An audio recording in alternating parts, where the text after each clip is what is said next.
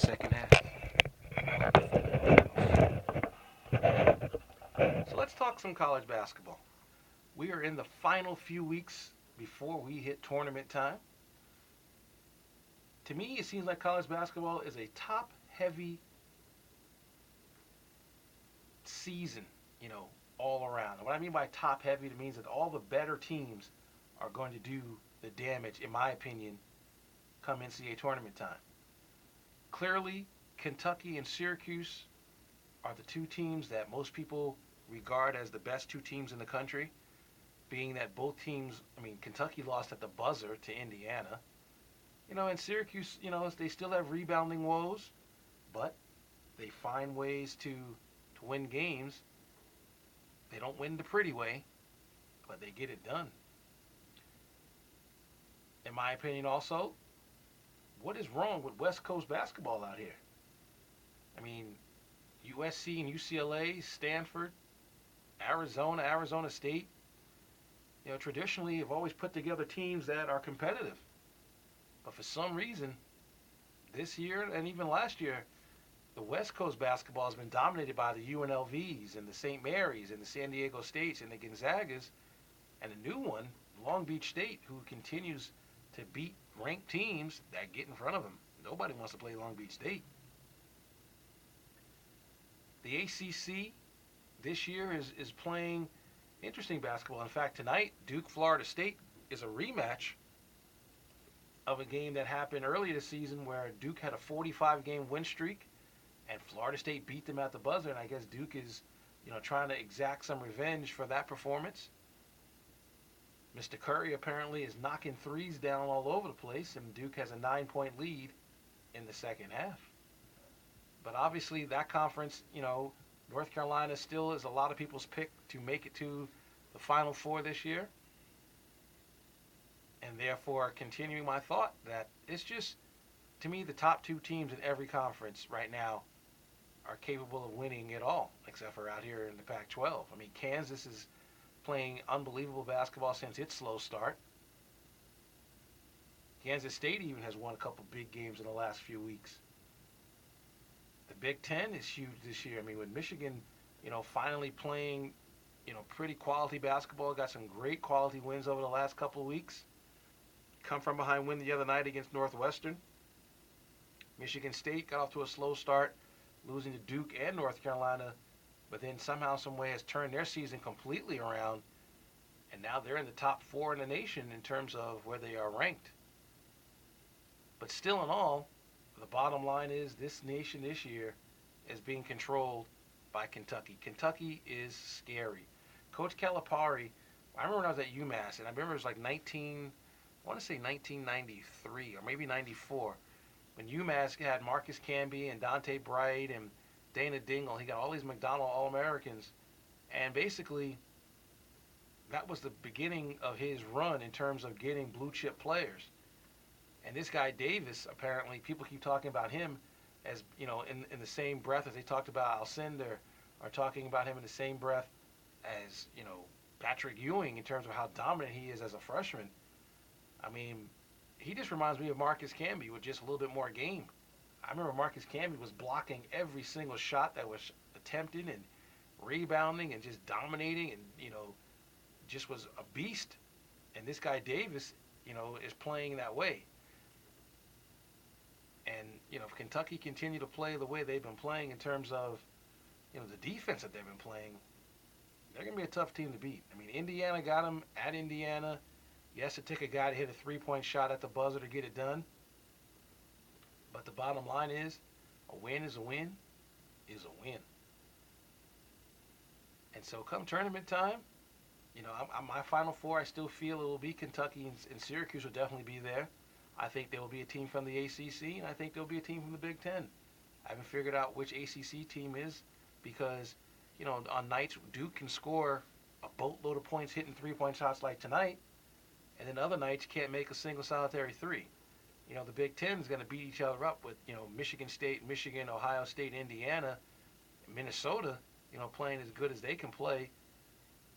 So that tournament's going to be interesting to see in terms of who's going to come out of there. Wichita State's pretty good, and so is Murray State. Murray State's got a player, I guess their point guard, who NBA scouts think is Allen Iverson, with some serious jump shot. I mean, Iverson's jump shot, wasn't consistent, but they're saying this guy's jump shot is pretty good. And I got to see him play a few weeks ago in the game that they lost. It wasn't his fault. He scored 31 points. And so it's going to be interesting to see. It's going to be a ranked team this year.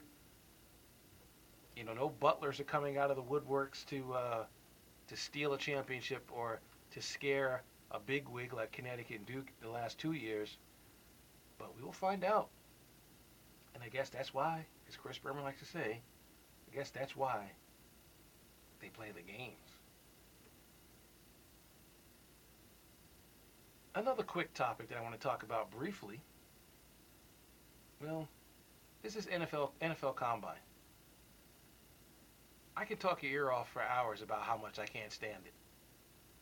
Because basically what it is a bunch of executives from teams around the league that go to Indianapolis, sit in the stands, and watch these young men run, lift weights, and ask them some of the dumbest questions in the history of humankind. And basically, it's just the NFL's attempt to stay in our conscience. It's not like we forget the NFL. We know the draft is coming up in 2 months. We know there's free agency abound. My goodness, the Peyton Manning story will never end. You see today in the city of Miami, they've got a billboard up, begging Peyton Manning to come to Miami. I'm sure Washington, D.C. will put one up too to get Peyton Manning to come to Washington, D.C. if things don't work out with him and the Colts. And quick sidebar from that kind of story. Did you see what happened last night in New Jersey? The New Jersey Nets last night playing the Orlando Magic basically threw out the red carpet for Dwight Howard. The crowd chanting, "We want Dwight," set off a fireworks show. I mean, if I'm Brooke Lopez, I'm saying to myself, whoa, whoa, whoa, whoa. I've been busting my tail to get back on the floor for you with a broken foot, and this is how you treat me? You start chanting, "We want Dwight, we want Dwight"? That ain't right. But, didn't mean to digress, but that's my point about the NFL Combine. The NFL Combine is just a simple time period where scouts and team general managers and coaches get together and get to eat off their team's dime and hang out in hotels and basically, try to stay relevant. And the reason why I say that, I know people are like, what? The reason why I say that is every school has a pro day. Every player has a pro day that has significance. Robert Griffith III is not throwing here. Andrew Luck's not throwing here. They just said today Richardson's not even going to show up. I mean, he might show up for the Wonderlic test and stuff like that because that's supposed to make you answer if you're a really good football player or not. To me, it just doesn't make any sense. These kids from all over this country, from big schools, from small schools, training at this place, training at that place, working their tails off just to have an opportunity to be seen by a scout. Now, I can understand the schools like let's say, Northern Illinois or Central Michigan or, Appalachian State who don't have pro days where people are going to come see, we're going to get the big scouts coming to your school to see your players. But the schools like USC, UCLA, Texas, Miami, Florida State, Ohio State, Michigan, Michigan State, all these schools have pro days. So somebody someday is going to have to sit me down and explain to me the NFL Combine and why is it relevant and why do we have it?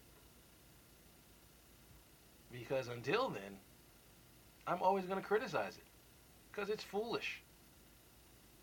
I would love, in fact, I'm going to try to, over this weekend, see if I can print out the Wonderlic test from previous years, just so I can read you some of the questions that are asked on the Wonderlic test, that they ask players. It's a basic test of common sense or, problem solving. It's kind of like an IQ test for football players, which don't really make any sense because basically on a football field, you're just asked to, if it's not your jersey, hit it. If you see the ball in the air, catch it. If you get time to throw it. and if there's a hole, run through it. If somebody's in front of you, block him.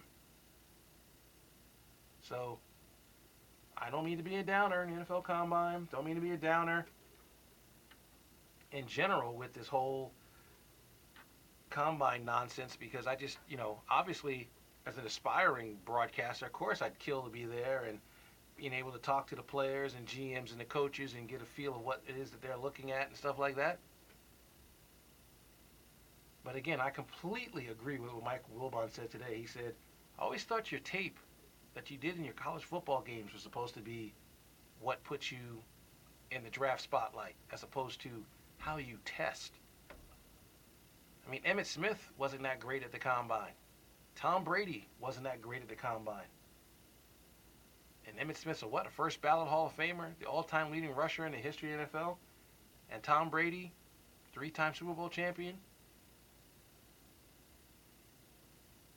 So, I love football like a sucker. I'll be watching the Combine, just to see who runs what 40 time or whatever, just because, it's what I want to do for a living in terms of covering sports.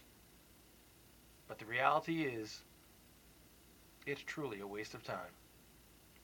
And we'll be back on 89.7 K LASFM. Knicks are down by 8 with 7:45 to go in the third quarter, 65-57. After this. So I'm sitting in